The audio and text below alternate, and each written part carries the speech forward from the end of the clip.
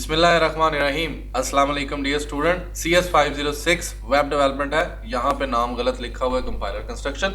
ये पहली असाइनमेंट है फॉल की, 5 दिसंबर इसकी लास्ट डेट है। अगर आप आज से ही 1 दिसंबर से ही इसको देख के बनाने लगेंगे तो होप सो बन जाएगी। अदरवाइज़ आपको पेड बनवानी पड़ेगी, मुझसे बनवा लें, जुनैद से बनवा लें।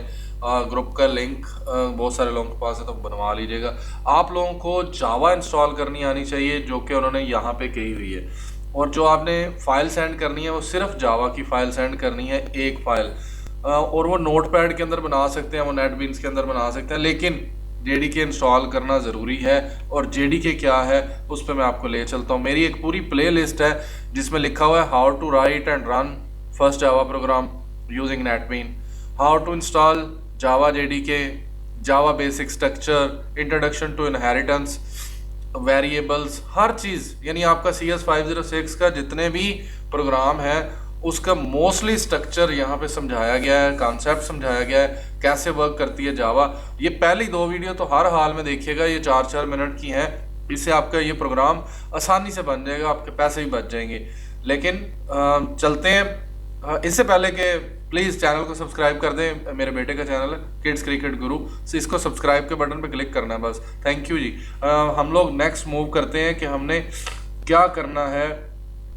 इसके अंदर फंक्शंस का यूज़ है, अरे लिस्ट का यूज़ है, जो अरे लिस्ट बहुत सारे लोगों ने बताई भी नहीं हुई कि क्या करना है। यहाँ पे हम लोगों ने 2 क्लासेस बनानी है, स्टूडेंट एंड टेस्ट। आपने हर हाल में जो मेन क्लास है वो टेस्ट रखनी है। अगर आपने नहीं रखी तो आपका प्रोग्राम गलत होगा।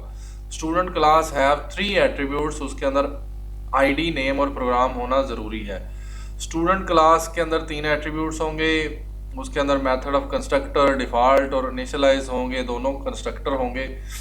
डिफ़ॉल्ट कंस्ट्रक्टर के अंदर जो है वो हमने विदाउट पैरामीटर बनाना है उसको, और उसमें आपने हर हाल में अपनी आईडी लिखनी है, जहाँ पे मैं बताऊंगा कि ये मैंने लिखी हुई है।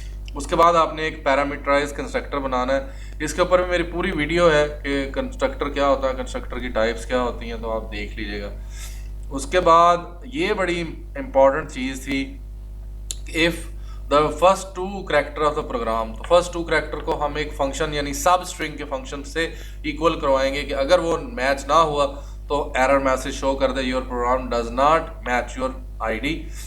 It should have getter setter function, वो गेटर सेटर फंक्शन एक क्लिक के ऊपर बन जाते हैं। प्रिंट फंक्शन के अंदर एरे लिस्ट यूज करनी है, सिर्फ अरे नहीं यूज करनी, एरे लिस्ट यूज करनी है। ये बहुत ज़रूरी कंसेप्ट है अगर असाइनमेंट में पूरे नंबर लेने हैं। तो अगर अरे लिस्ट नहीं यूज़ की तो बड़ा मसला होगा।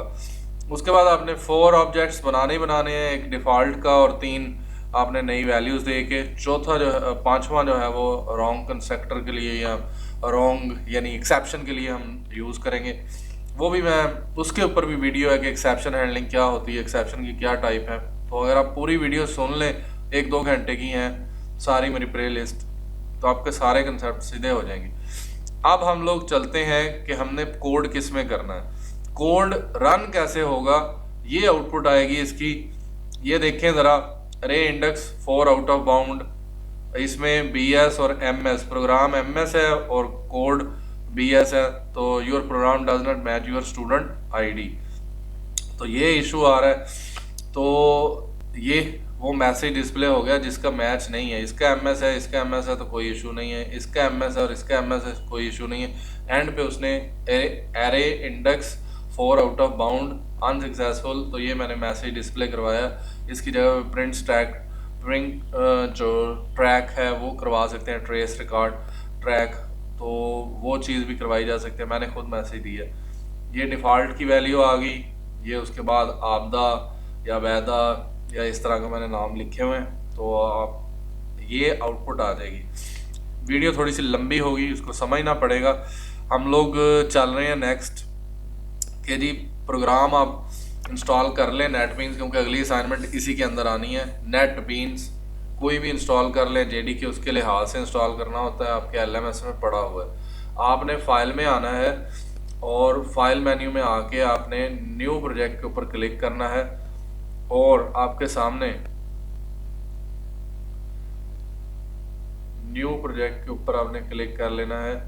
और यहाँ पे आपने जावा सेलेक्ट करना है और यहाँ से जावा एप्लीकेशन सेलेक्ट करना है और नेक्स्ट कर देना है। और यहाँ पे आपने प्रोजेक्ट का नाम हर हाल में टेस्ट ही रखना है। टेस्ट रखेंगे तो तभी क्लास मेन क्लास वो बनेगी।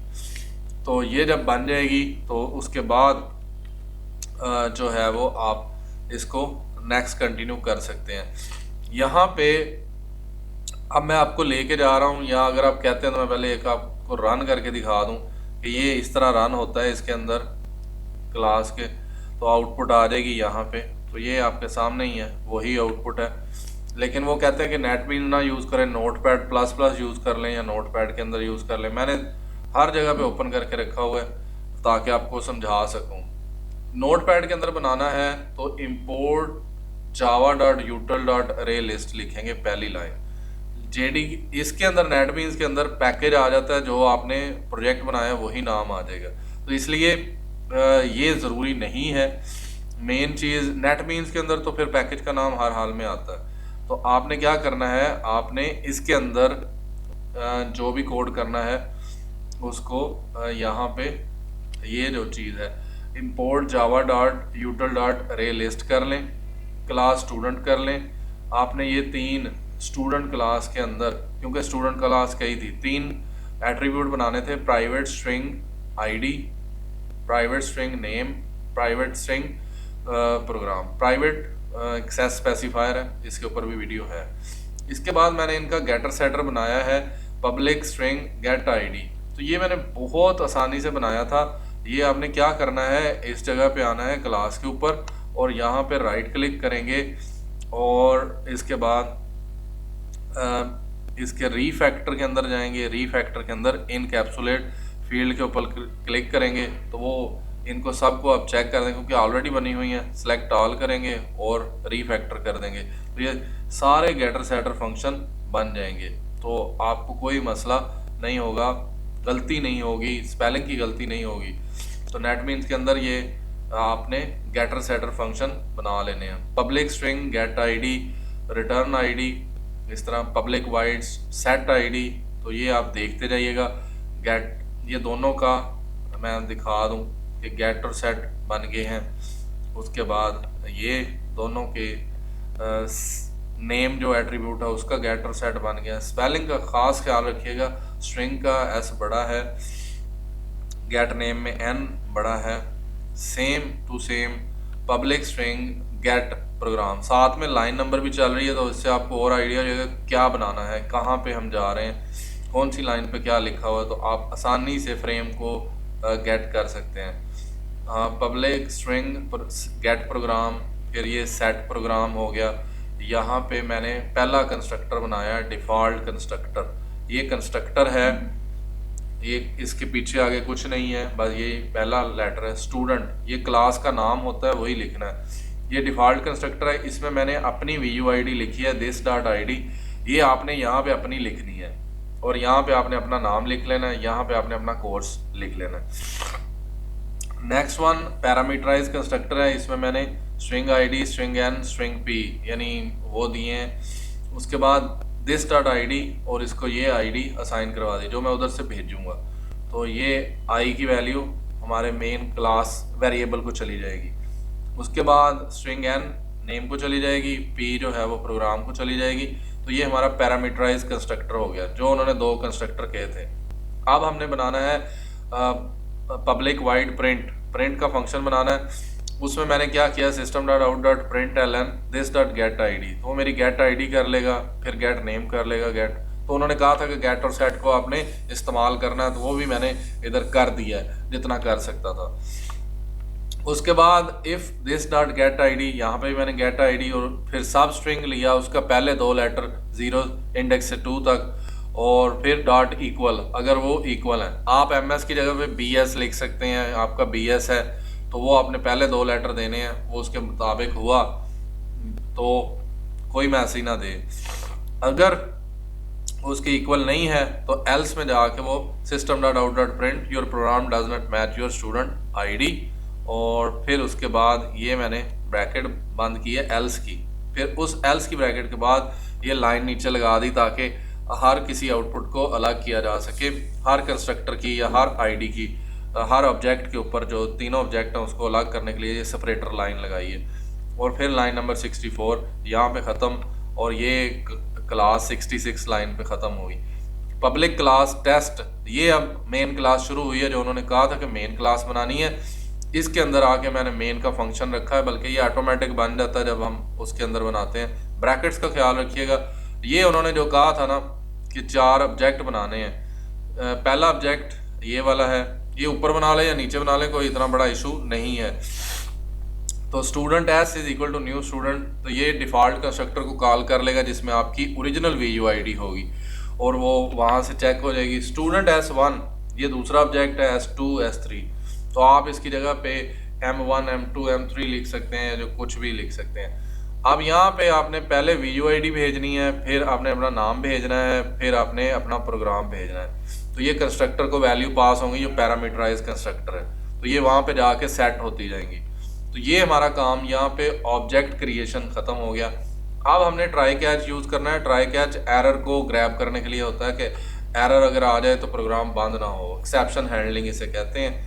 वीडियो इसके ऊपर भी है कि एक्सेप्शन हैंडलिंग क्या होती है, एक्सेप्शन क्या होती है, तो वो मेरी प्ले लिस्ट से जाके देख लें। अरे लिस्ट स्टूडेंट, ये क्लास का नाम लिखना जो आपकी है। ये मैंने ऑब्जेक्ट बनाया अरे लिस्ट का। नेम्स आप इसकी जगह पे OBJ रख सकते हैं। उसके बाद फिर मैंने इसको इस्तेमाल करते हुए नेम्स डॉट ऐड ऑब्जेक्ट पास किया, जो उन्होंने कहा था स्टोर द ऑब्जेक्ट इन अरे लिस्ट। ये वो पॉइंट है जो मुझे लग रहा है कि बाकी सारे लोग मिस कर रहे हैं। ये अरे लिस्ट बनाने का तरीका कुछ ये है। Names dot add S1 S2 ये मेरे ऑब्जेक्ट्स हैं जो मैंने ऊपर बनाए हैं और मैंने उनको उसी तरतीब से लिख दिया। इनको आप ऊपर नीचे कर सकते हैं। फिर मैंने लगाया है लूप, जैसे उन्होंने कहा था कि लूप लगाना है for int i is equal to 0, i less than 5। Less than 5 क्यों लिखा कि 4 तक बनाना। 3 तो हमारे हैं, तो चौथा जो है उसके ऊपर वो एरर देगा। 3 ऑब्जेक्ट हमने बनाने थे, चौथे पे उसने एरर देना था, इसलिए लेस देन 5 रखा। इसको लेस देन इक्वल टू 4 भी कर सकते हैं। नेम्स डॉट गेट i ये अब रे लिस्ट जो है वो गेट कर रहा है i, यानी इसका 0 इंडेक्स पे क्या पड़ा है, 0 इंडेक्स के ऊपर जो डिफ़ॉल्ट कंस्ट्रक्टर है वो है, और उसका प्रिंट फंक्शन कॉल हो जाएगा। 0 इंडेक्स पे ये पड़ा है, 1 पे ये, 2 पे ये, 3 पे ये, और 4 पे वो एरर दे देगा कि दी एक्सेप्शन अरे इंडेक्स आउट ऑफ बाउंड। तो ये मैंने 2 क्लासेस यूज़ की हैं। में पेरेंट क्लास एक्सेप्शन होती है और ये चाइल्ड है, तो दोनों में से कोई एक भी यूज़ कर सकते हैं, लेकिन मैंने दोनों यूज़ कर दी हैं कि 2 कैच भी यूज़ कर सकते हैं। तो यहाँ पे मेरा ख्याल है अगर मैं आपको इसका थोड़ा सा ये दिखा दूँ, कैच और ब्रैकेट के अंदर इसके स्पेलिंग देख लें। अरे इंडेक्स आउट ऑफ बाउंड ई लिखा है system dot out dot print, तो वो उसने पहली दफ़ा ही मुझे एरर दे दी है। और ये पेरेंट क्लास है, तो अगर आपने लिखना है तो लिख लें, नहीं तो इसको भी डिलीट कर सकते हैं। और यहाँ पे अगर आप चाहते हैं तो आप मैसेज भी दिलवा सकते हैं, E dot print track trace को इस तरह का लिखते हैं, वो भी कर सकते हैं। तो मैंने उसको बजाय ख़ुद मैसेज दे दिया कि जी ये चीज़ है। और ये 98 और 100 ये ब्रैकेट्स 102 अफरीदी की सेंचुरी होगी यहाँ पे। और ये आपके सामने कोड है। इसको अब आपने जो फाइल अगर नेटबीन्स के अंदर बना लेते हैं तो वो कैसे ढूंढेंगे, तो ये डॉक्यूमेंट्स के अंदर नेटबीन्स के प्रोजेक्ट के अंदर टेस्ट का फोल्डर है, उसके अंदर सोर्स का फोल्डर है, उसके अंदर टेस्ट का फोल्डर है, और ये टेस्ट डॉट जावा भेजनी है। टेस्ट डॉट जावा ये मेरी नोट कर लें बात, ये फाइल भेजनी है। तो अगर आपने इसको CMD के ऊपर रन करना है तो इसके लिए फिर आपको पूरा पाथ पता होना चाहिए, D document NetBeans project test source test Java, और इसको कंपाइल करने का तरीका भी पता होना चाहिए। जावा सी टेस्ट 1 मैंने इसका नाम, क्योंकि वो मैंने दूसरी क्लास बनाई फिर दोबारा से क्योंकि पहली नेटबीन्स में बन गई थी। तो इसको कंपाइल करेंगे तो ये इसका कोई एरर नहीं आएगा, तो फिर ये ऐसे आ जाएगा। इसको रन करना है तो जावा और फिर टेस्ट 1, तो ये लिखेंगे तो ये आपके सामने आउटपुट आ जाएगी।